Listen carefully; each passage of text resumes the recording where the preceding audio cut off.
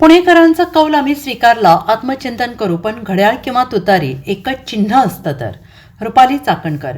निवडणूक म्हटलं की हार जीत होत असतेच. आम्ही या निकालानंतर आत्मचिंतन करू.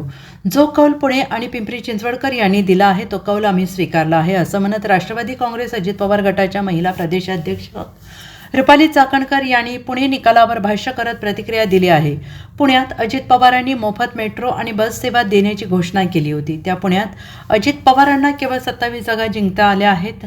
गतवर्षीच्या तुलनेत अजित पवारांना मोठं अपयश पुणे आणि पिंपरी चिंचवडमध्ये आल्याचं दिसून आलंय आणि याच निकालावर भाष्य करत रुपाली चाकणकर यांनी प्रतिक्रिया दिली आहे. जनतेनं जो कौल दिला आहे तो आपण स्वीकारलाय. आत्मचिंतन करण्याची गरज आहे असं मला वाटतं. हार जीत खुल्या मनानं मान्य करणे महत्त्वाचे आहे. पक्ष याबाबत नक्की विचार करेल. लोकशाही प्रक्रिया करावी. पुणेकर सुज्ञ पुणेकर आहेत. आम्ही निकाल मान्य केला आहे. पुणे महापालिका निवडणुकीच्या मतमोजणी दरम्यान राष्ट्रवादी काँग्रेस अजित पवार गटाच्या उमेदवार रुपाली ठोंबरे पाटील यांनी मतमोजणी केंद्रावर मोठा गोंधळ घातल्याची घटना घडली. मतमोजणी केंद्रात प्रवेश मिळावा म्हणून त्यांनी थेट जाळीवर चढून आत उडी मारण्याचा प्रयत्न केला आणि या घटनेचा व्हिडिओ सध्या सोशल मीडियावर मोठ्या प्रमाणात व्हायरल होत असून राजकीय वर्तुळात खळबळ उडाली आहे. दरम्यान या प्रकरणावर बोलताना रुपाली चाकणकर म्हणाल्या की शेवटी आपण सगळे न्यायदेवतेवर विश्वास ठेवणारे लोक आहोत, संविधान मानणारे लोक आहोत. असं काही घडलं असेल तर न्यायालयात जाऊन दाद मागावी. रुपाली ठोंबरे यांनी प्रचारात एनर्जी द्यायला हवी होती का, या प्रश्नावर चाकणकरांनी उत्तर दिलं आहे. दरम्यान EVM-बाबत आक्षेपाबाबत कुठलीही तक्रार आली नाही, पण काही ठिकाणी शाई पुसण्यात आली होती असा प्रकार समोर आलेला आहे असंही त्या म्हणाल्या आहेत. निवडणुका म्हणले की हार जीत असते शेवटी. जसं खेळामध्ये जिंकणारा हारणारा असतो तशाच या निवडणुकीकडे आम्ही पाहतोय.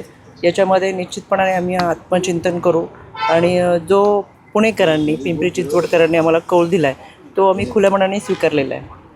EVMवर आक्षेप घेतला जातोय, मतमोजणीवर आक्षेप घेतला गेलेला आहे तुमच्या उमेदवाराकडून.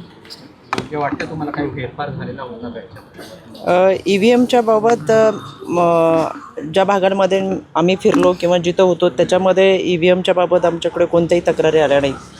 पण जसं यापूर्वी मी सांगितलं होतं, काही ठिकाणी शाई पुसणं, बोटाची शाई पुसून परत मतदान करणं असे प्रकार मात्र काही ठिकाणी घडलेले आहेत. तुमच्याच पक्षातले उमेदवार जे की 2-2 ठिकाणाहून लढले त्यांचं असं म्हटलं की EVM मशीनमध्ये बदल करण्यात आला होता म्हणून आमचा पराभव झाला आहे. जनतेतून आमचा पराभव झाला नाही, EVM मशीनमुळे पराभव शेवटी झाला. आपण सगळेजण न्यायदेवतेवरती विश्वास ठेवणारी लोक आहेत, संविधान मानणारी लोक आहेत. त्याच्यामुळे जर असं काही घडलं असेल तर न्यायालयीन प्रक्रियेमधून जाऊन नाही मागावं असं मला वाटतं. ज्यांनी आक्षेप घेतला त्या उमेदवार स्वतः दोन प्रभागातून लढत होत्या. निवडणुकीच्या पूर्वी सातत्याने तुमच्यावर देखील त्यांनी टीका केली होती.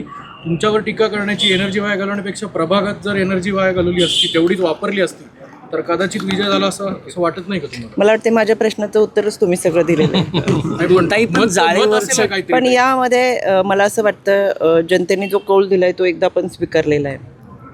त्याच्यामुळं आत्मचिंतन करण्याची फार मोठी गरज आहे असं मला वाटतं.